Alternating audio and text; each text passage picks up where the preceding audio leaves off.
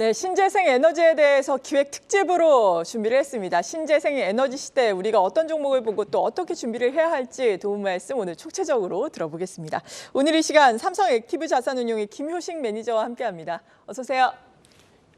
네, 안녕하십니까. 삼성 액티브 자산운용의 김효식 매니저입니다. 네, 반갑습니다. 네, 반갑습니다. 신재생 에너지 물론 대부분의 분들이 알고 계시겠지만 네. 그래도 개념을 약간 간단하게 정리부터 해볼까요? 네, 그 신재생 에너지의 개념을 간단하게 말씀드리면 네. 그 햇빛이나 바람, 물 같은 자연의 재생 가능한 자원들을 활용한 에너지라고 보시면 되겠습니다. 네, 그렇군요. 최근에 신재생 에너지 같은 경우에는 가장 중요했던 이슈가 미국의 IRA 법안 아니겠습니까? 네, 맞습니다. 이 부분과 관련해서는 어떤 현황들이 지금 업데이트가 되고 있나요? 네, 그래서 IRA에 대해서 간략하게 먼저 좀 말씀을 드려야 될 것 같은데요. 네. 그 IRA는 그 미국에서 그 미국 정부가 향후 10년간 우리나라 돈으로 한 460조 원 정도를 이제 그린 산업을 비롯한 여러 가지 산업 분야에 투자하겠다는 건데요. 그 그린 산업에 460조 원 정도가 투자되는데 재생에너지에 한 40% 정도 투자되고 전기차나 수소차 같은 친환경차에 20% 정도 투자된다고 보시면 되겠습니다. 그래서 세부 내역들을 좀 보시면 전기차 부문에서는 신차를 구매했을 시에 이제 7,500달러까지 세액공제 혜택이 있고 태양광 같은 경우에는 투자 세액공제가 2030년 이후까지 이제 30%까지 적용이 되고 또 미국 내에서 태양광 제품을 생산할 시에는 물량 기준으로 이제 세액공제 혜택이 추가로 있습니다. 그리고 풍력 같은 경우에도 원래 21년 말로 그 육상 풍력에 대한 그 생산 세액 공제 제도가 폐지가 됐었는데요. 네. 이게 부활을 했고 이제 여러 가지 세액 공제 혜택들이 2032년까지 지속되고 그 이후부터 이제 단계적으로 폐지되는 것으로 되어 있습니다. 그리고 태양광과 마찬가지로 미국 내에서 뭐 풍력 타워나 뭐 블레이드 같은 제품들을 만들게 되면 이제 태양광과 마찬가지로 또 추가적인 세제 혜택이 있다라고 보시면 되겠습니다. 네, 먼저 태양광부터 알아볼 텐데 태양광 같은 경우에는 어제 또 비교적 큰 폭으로 올라왔습니다. 실적에 대한 지금 개선 기대감도 있고 한화 같은 경우에는 태양광 쪽에 상당히 공격적으로 투자를 하고 있잖아요. 한화 큐세를 통해서 북미 지역에 솔라허브 구축에 3조 2천억 원을 투자를 한다. 네. 이 부분도 설명을 좀 해주세요. 네, 알겠습니다. 그 올해 1월에 이제 하나솔루션은 이제 발표회를 통해서 미국 지역의 대규모 증설 투자 네. 계획을 발표했는데요. 그 내용은 뭐 2024년까지 3.2조 원 정도로 투자해서 현 21년 기준 미국의 태양광 모듈 생산 능력이 이제 1.7기가와트 정도였는데 요거를 24년 말까지 8.4기가와트로 5배가량 늘리겠다는 이제 네. 발표를 했습니다. 이렇게 발표를 할 수 있었던 배경에는 아까 말씀드렸던 미국의 IRA 법안이 있었다고 보시면 되겠는데요. 아까 설명해 드렸듯이 그 미국 내에서 폴리실리콘이나 웨이퍼 그리고 뭐 셀 모듈 등을 생산하게 되면 그 물량 기준으로 세액공제 혜택이 있는데요. 회사에서 전망하기로는 그 향후 10년간 미국에서 IRA를 통해서 받을 수 있는 세제 혜택이 약 8조 원 정도로 이제 예상을 하고 있습니다. 8조 원이라고 하면 연평균으로 뭐 8천억 정도 되는 네. 규모인데요. 이 회사의 21년 연간 순이익이 6,200억 원 정도였던 것을 감안하면 연평균 8천억이면 뭐 작은 규모라고 볼 수 없겠죠. 네. 그렇군요. 하나솔루션 같은 경우에는 이런 데 대해서 상당히 지금 고평가를 받고 있는 것 같습니다. 내년에 목표 시총, 지금 시가총액이 8조 8천억 원 수준이거든요. 목표 시총을 20조 원까지 내놓고 있는 증권사의 리포트도 있으니까 참고를 해보시면 좋을 것 같은데 하나솔루션이 이렇게 북미 지역에서 셀 또 이쪽 시장을 계속해서 확대를 하면서 중국의 독주를 막을 수 있을 것으로 보세요. 일단 뭐 결론부터 말씀드리자면 미국 시장 한정으로는 중국 업체들의 의존도가 점유율이 좀 많이 떨어질 것으로 보고 있습니다. 예, 그러겠죠. 그 하나솔루션은 원래 그 태양광 셀하고 모듈에 주력하던 회사였는데 이번 투자 발표를 보면 셀과 모듈뿐만 아니라 인곳이나 웨이퍼에 대한 투자까지도 얘기를 했거든요. 네. 작년에는 이 회사가 미국에서 이제 폴리실리콘 기업을 인수한 게 있는데 그쪽도 이제 생산 능력을 확대한다는 계획이라 몇 년 후에는 하나솔루션이나 뭐 미국의 퍼스트솔라 같은 업체들의 증설을 통해서 중국 업체들의 점유율이 뭐 상당 부분 낮아지지 않을까 그렇게 기대하고 있습니다. 네, 그렇군요. 어제는 또 신기하게도 하나솔루션, 뭐 현대에너지솔루션을 비롯해서 OCI까지 크게 올랐거든요. OCI는 폴리실리콘 가격이 예상외로 너무나 빠르게 또 빠지면서 주가 측면에서는 그다지 좋진 않았는데 폴리실리콘 가격이 좀 오르고 있나요? 어떻습니까? 이게 폴리실리콘 가격이 네. 굉장히 변동성이 큰데요. 사실 최근에는 폴리실리콘 가격이 고점 대비 많이 떨어졌었는데 네. 이 보시는 차트는 이제 지난주 기준까지의 차트인데 또 며칠 전에는 폴리실리콘 가격이 갑자기 30% 급등하기도 했습니다. 아, 그래서 변동성이 꽤 크네요, 굉장히 30%면. 큰 상황인데 어쨌든 증설 물량이 많기 때문에 네. 시장에서는 폴리실리콘 가격은 점진적으로 하향되는 것으로 이제 컨센서스가 모이고 있고요. 사실 폴리실리콘 가격이 하락을 해야 네. 태양광 전반의 수익성은 좋아진다고 볼 수 있겠습니다. 왜냐하면 폴리실리콘이 가장 기초가 되는 원재료이니까요. 네. 특히 이제 모듈 업체들 같은 경우에는 원가가 하락하기 때문에 마진이 개선될 수 있는 여지가 있다라고 보시면 될 것 같습니다. 네. 그리고 또 중요한 것이 해상 운임 지수라고 이쪽도 많이 떨어졌죠. 네, 맞습니다. 이제 해상 운임 같은 경우에는 팬데믹 기간 중에 뭐 적체 현상 등 때문에 크게 급등했다가 최근에 많이 빠졌는데요. 아무래도 이제 운송 비용이 많이 나가다 보면 실적이 나빠질 수밖에 없는데 이 운송 비용 측면에서 많이 부담이 내려간 것이 사실이고 또 태양광뿐만 아니라 풍력 산업에서도 해상 운임이 떨어진 게 굉장히 도움이 되는데요. 네. 풍력 같은 경우는 이제 제품 사이즈가 워낙 크고 무겁다 보니까 운송 비용이 많이 드는데 이게 떨어지면서 이제 부담이 완화되고 올해부터는 설치량도 점진적으로 회복될 것으로 보기 때문에 태양광에 이어 풍력에서도 올해는 이제 실적 개선이 나타날 것으로 전망하고 있습니다. 네, 풍력 쪽과 관련해서 조금 더 알아보자면은 풍력 쪽 터빈 1위 기업 지금 베스타스가 한국에 3억 달러를 투자를 한다고 합니다. 왜 한국을 골랐는지 궁금한데요. 네, 아마 궁금하신 예. 분들이 많을 텐데요. 예. 저는 베스타스가 그 아시아 태평양 헤드쿼터를 한국으로 이전하고 또 대규모 증설 투자를 발표한 게 의미가 있다고 생각을 네. 하는데요. 사실 베스타스 CEO는 몇 년 전부터 아시아 지역을 돌면서 아시아 헤드쿼터를 물색하고 있었습니다. 왜냐하면 베스타스가 전체 풍력 터빈 기준으로는 점유율 1등이지만 해상 풍력만 보면 이제 지멘스 가면서의 점유율이 밀리고 있는데요. 최근 들어 아시아와 미국 지역에서 이제 해상 풍력 프로젝트들이 활발해지다 보니까 이것을 선점해야 할 필요성이 커졌는데 한국 같은 경우에는 지리적으로 아시아와 미국까지 커버가 가능한 위치이고 또 해상 풍력 산업은 철강이나 조선 건설업과 관련이 깊은데 왜냐하면 이제 풍력 터빈이란 게 철강을 가지고 만든 대규모 구축물이기 때문에 그렇죠. 건설이나 조선 산업하고 굉장히 비슷한 점이 많습니다. 그렇다 보니까 한국에다 이제 허브를 지으면 해상 풍력에서 잘할 수 있겠다라는 판단이 섰던 것으로 판단하고 있습니다. 네, 우리나라 업체에도 호재가 되겠네요.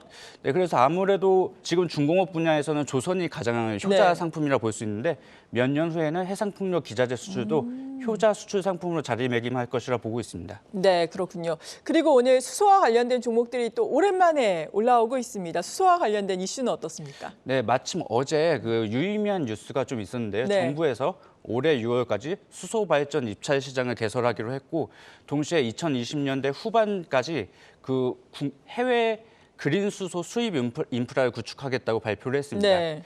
이게 지금까지 우리나라는 수소차나 수소 연료 전지 발전 같은 그 수소의 최종 사용 첫 단에 대한 투자가 많았었는데 사실 그보다 선행되어야 할 것은 그린 수소 공급 인프라입니다. 사실 이제 수소 공급이 원활해야 그런 것들을 사용할 수 있는 것이지 네. 않습니까? 그래서 정부에서는 해외 수소를 도입하기 위해서 각종 투자를 하겠다고 발표했는데 기존의 천연가스와는 별도의 설비들이 필요합니다. 왜냐하면 수소를 이제 수입할 때는 가스와 마찬가지로 뭐 액화시키거나 아니면 암모니아로 변환을 해서 배로 들여오게 되는데 그거를 다시 기화시키거나 수소로 변환시키는 터미널들이 이제 바닷가에 필요하게 되고요. 또 바닷가로 이제 수소를 들여오게 되면 내륙으로 운송하려면 가스관을 통해서 옮기거나 트럭에 실어서 옮기는데 이게 문제가 액화를 해야 이제 부피가 줄어드니까 효율성이 네. 높아지는데 수소의 액화점은 이제 마이너스 200도 이하에서 이제 액화가 되는데요. 천연가스가 마이너스 160도에서 액화되는 것에 비하면 온도가 훨씬 낮고 또 액화할 때 높은 압력이 가해지기 때문에 기존 가스관으로 운송을 하면 이게 파손될 위험이 커집니다. 그래서 수소 공급 인프라가 추가로 좀 대규모로 투자가 일어나야 될 것으로 보고 있고 그런 쪽에서 추가적인 투자 기회를 물색할 수 있을 것 같습니다. 네, 그렇군요. 그리고 또 빼놓을 수 없는 것이 2차 전지가 되겠습니다. 2차 전지주들은 지난해 랠리를 펼친 이후에 다소 쉬어가고 있는 상황인데 그래도 또 올해 같은 경우에는 실적에 대한 기대감이 있는 상황이죠. 예, 맞습니다. 사실 이 전기차와 2차 전지 시장은 장기 고성장이 네. 어쩔 수 없이 나올 수밖에 없는데요. 왜냐하면 지금 2022년 기준으로 전 세계 자동차 판매에서 전기차 비중이 10%에 불과한데 뭐 유럽이나 미국에서는 2030년대 중반만 돼도 이제 내연기관차 판매 금지를 계획하고 있기 그렇죠. 때문에 장기 고성장은 지속될 수밖에 없다. 근데 올해 상반기 같은 경우에는 이제 경기 둔화랑 금리 인상 때문에 수요 둔화 우려가 컸었는데요. 네. 최근에 테슬라가 차량 가격을 인하하면서 맞아요. 좀 수요가 회복되는 실마리를 보여줬기 때문에 좀 최근에 주가 반등이 나오고 있는데 이 2차 전지 산업에 이제 장기 베팅하고자 하시는 분들은 이렇게 업황적으로 안 좋을 때가 뭐 분할 매수로 접근할 수 있는 구간이지 않을까 그렇게 조심스럽게 생각하고 있습니다. 네, 오늘 이렇게 신재생 에너지에 대해서 기획 특집으로 준비를 했는데 마지막으로 혹시 하고 싶으신 말씀 있으세요? 네, 그래서 국내 뭐 신재생 에너지 관련 기업들을 투자할 때는 뭐 한 가지만 체크하시면 될 것 같은데요. 국내 시장은 아무래도 협소하다 보니까 해외 시장에서 매출이 많이 발생하고 있는 업체들 위주로 선별 투자하시는 게 이제 현명한 방법이라고 생각됩니다. 네, 그렇군요. 삼성 액티브 자산운용의 김효식 매니저와 함께했습니다. 감사합니다. 감사합니다. 네, 계속해서 또 애널리스트 연결해서 자세하게 종목에 대해서 도움 말씀을 들어보겠습니다. NH투자증권의 정연승 책임연구원입니다. 안녕하세요. 네, 안녕하세요. 네, 신재생 에너지 쪽과 관련해서 어떤 종목을 첫 번째로 소개를 해주시겠어요? 먼저 앞서서 말씀드렸던 CS 윈드를 좀 말씀드리고자 합니다. 네, 설명을 해주시죠. 네, CS 윈드는 풍력 발전에 사용되는 이제 타워를 생산하는 기업이고요. 글로벌 풍력 사업이 점진적으로 수주가 개선되면서 관련된 부품 수주와 실적도 순차적으로 좀 개선을 예상하고 있고, 그래서 좀 추천 종목으로 제시해 보았습니다. 네, CS 윈드 그렇다면 향후 전망과 투자 포인트는 어떤 것들이 있을까요? 네, 글로벌 풍력 사업은 2021년 중순부터 수주가 사실 점진적으로 위축되는 모습을 보였는데요. 신재생 에너지다 해서 모두 다 수요가 좀 증가할 것으로 생각했지만 사실은 이제 금리 상승이나 원자재 비용 증가, 운반비 증가 등으로 인해 풍력 발전소의 수익성이 낮아지면서 수주가 계속 위축되는 모습을 좀 보여왔습니다. 실제로 글로벌 1위 풍력 사업자인 베스타스는 2020년 4분기 이후부터 신규 수주가 계속적으로 감소하는 모습을 보였는데요. 2022년 4분기 오랜만에 신규 수주가 전년 대비 증가한 것으로 좀 추정하고 있습니다. 핵심 부품 기업인 CS 윈드도 작년 하반기부터 특히 미국을 중심으로 신규 풍력 타워 수주가 좀 개선되는 모습을 보였습니다. 2023년 2분기부터는 미국 IRA 관련된 수혜가 좀 예상되고 있고요. IRA 법안으로 인해서 미국 내 생산 설비를 보유하고 있는 기업들은 생산 과정에서 보조금을 받을 수 있게 됩니다. CS 윈드는 미국 내 보유한 타워 제작 설비 용량 기준으로 1위 사업자이고요. 현재 4기가와트 규모의 풍력 타워를 생산할 수 있는 공장을 보유하고 있습니다. 올해 상반기 내로 추가 증설이 예상되고 있는데요. 이 증설을 통해서 미국 내 시장 점유율 확대를 시도할 것으로 보입니다. 점진적으로 수주가 증가가 예상되는 가운데 미국 내 시장 점유율 확대도 추가 투자 포인트입니다. 네, 그렇다면 혹시 CS 윈드 지금 목표 주가 제시를 해주고 계신가요? 네, 목표 주가 제시하고 있고요. 네. 주당 9만 원까지 보고 있습니다. 네, 그렇군요. 67,400원 기록하고 있는데 9만 원까지 목표 주가를 제시를 해주셨습니다. 두 번째 유망주는 어떤 거 보고 계세요? 두산 퓨얼셀이고요. 네. 네, 두산 퓨얼셀은 국내 수소 연료전지를 제작하는 기업이고 PAFC라고 하는 인산염 연료전지 기술의 연료전지를 생산하고 있고 국내 발전용 연료전지 시장을 주도하고 있는 기업입니다. 사실 국내 발전용 연료전지 시장은 앞서서 말한 두산 퓨얼셀과 블룸 SK 퓨얼셀 이 두 개 기업이 시장을 양분하고 있습니다. 네, 두산 퓨얼셀 지금 오늘 오랜만에 또 오름세를 나타내고 있습니다. 수소와 관련된 또 뉴스가 있었기 때문에 5.52% 비교적 큰 폭의 오름세가 나타내고 있는데 실적도 또 발표를 하지 않았습니까? 실적 발표는 아직 하지 않았고요. 아직 안 했군요. 예. 네, 예정입니다. 그러면 어떨 것으로 예상을 하세요? 사실 그 수주가 실적이 2022년 3분기까지 사실 그렇게 좋지는 못했었거든요. 그러한 이제 좀 매출이 예상보다 부진했었는데 이 부분이 좀 해소될 거라고 보고 있습니다.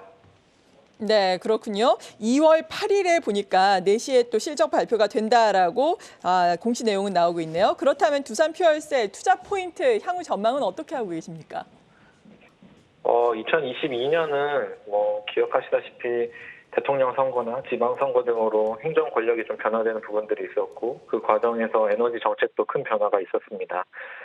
정책 과도기 과정에서 두산 퓨얼셀은 22년 3분기까지 예상보다 수주가 좀 부진했고 연말에는 수주가 좀 일부 있었지만 이게 실적에 반영되기까지는 시간이 걸리기 때문에 관련해서 실적도 다소 좀 부진한 흐름을 보였습니다.